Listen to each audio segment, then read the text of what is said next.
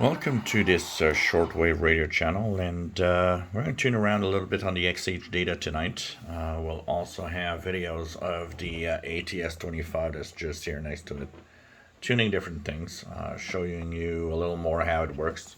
I know that some of you like to have these videos because, it gives you an idea of how I operate the radio, the buttons to press depending on what you want to do. So I thought we would actually tune a 40-meter handband on this video so that also you have a hang of single sideband, how it works. So let's go and punch the frequency of 7300, which is the top of the band, and press frequency to make sure that it actually registers. And then we're going to go to lower sideband. So we'll go to SSB until it is lower sideband like this. And we're going to check it out. Let's put some volume here. The bandwidths. So this radio has bandwidths. So if you press here, you'll see that the bandwidth has choices of 4, 3, 2.2, 1.2, 1, and 500 hertz. 500 hertz is good to actually for Morse code, for example. 4 kilohertz is nice for the richness of the audio, but unfortunately it's very large for SSB. Typical single sideband bandwidth is 2.8, so you have the choice of using either 3 or 2.2. What I often do is use 2.2 because it narrows a little more, and if there's a station nearby, it's going to help in reducing the interference. And of course, by pressing this button, you have different speeds of tuning. Right now it's in fast. Fast means it's 5 kilohertz. So you don't want to have fast, you want to have slow tuning, and it shows here in the display it says slow. And so that's how you want to tune single sideband. Also, you have the fine tuning on the right side. What I tend to do is try to keep it near 0, and we'll readjust depending on what we get in signals on single sideband. So let's go down and see what we're going to get.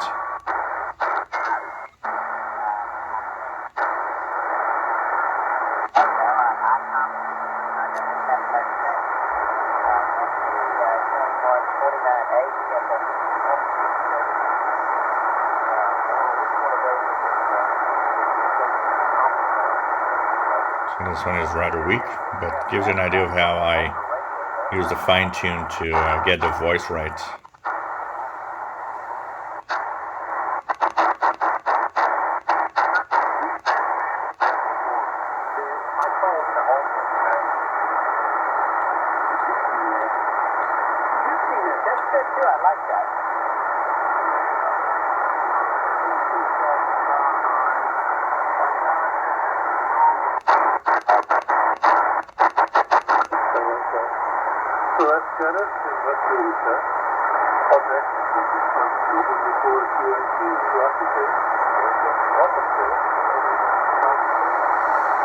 The fine tuning, what you want to do is try to get as much of a natural voice as possible. So you'll fine tune, and you don't have to be perfect voice as long as you understand well what that single sideband voice audio is saying.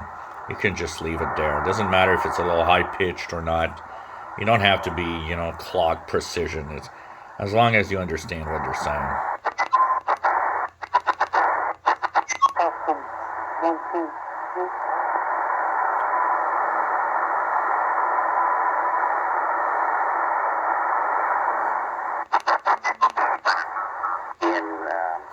I'm thinking of like when I run ladder line, you don't get it off the ground. I've always kept it a few feet off the ground anyway when I had long runs of it in the past. And that's always worked though. I'd run that into like a 4-to-1 balance, and then just brought a little short piece of coax into the shack, like 10 feet or whatever it was from the outside wall in.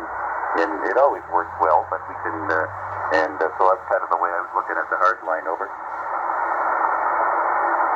It's typical and often happens that when you listen to ham radio operators, if they have a conversation with 2 or more people, you might hear both, you might hear all the people there, you might hear only one. It's totally normal. It depends on the position or where the other ones are.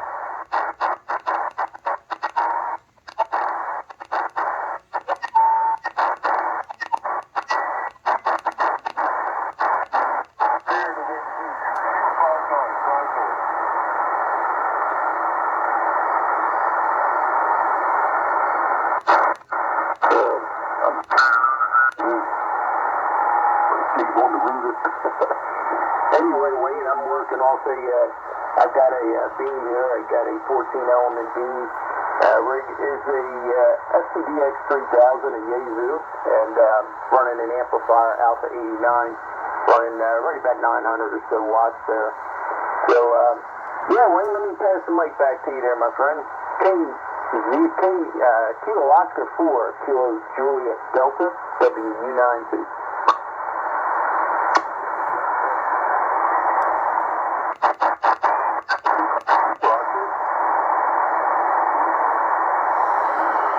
When you're in the same band, one of the tricks about fine-tuning is often when you find a spot where the sound for the voice is rather good and normal, through the same band or the same vicinity of frequency, you'll have also the same tone in general.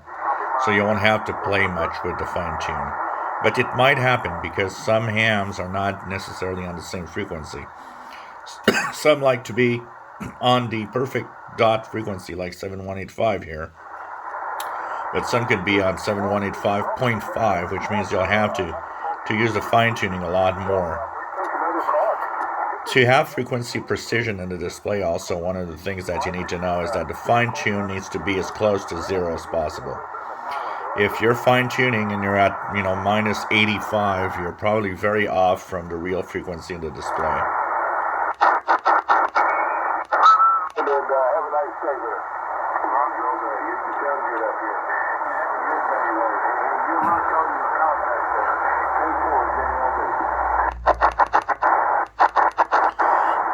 Sorry guys, a little dry in the house.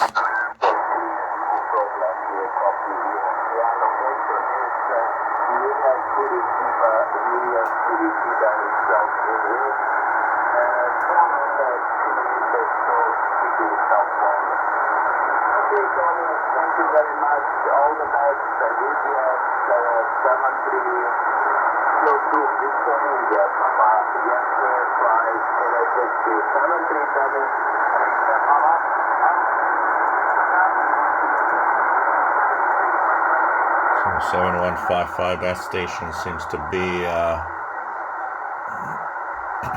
located somewhere in Europe.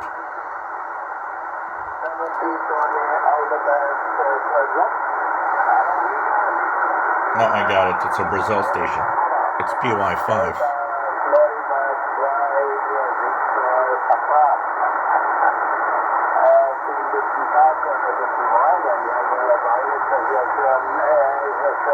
PY5 QW in Brazil. On 40 meters.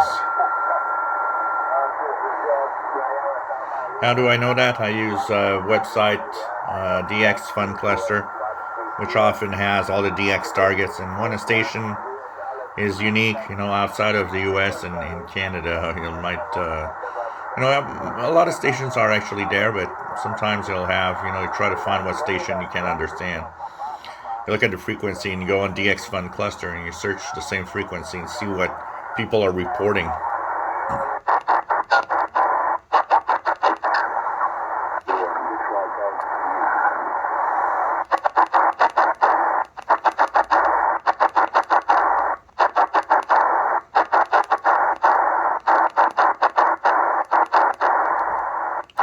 And here we're getting below 7100, which mostly is digital modes or Morse code. There could be a little bit of voice, but most of it is digital modes, CW, and so on.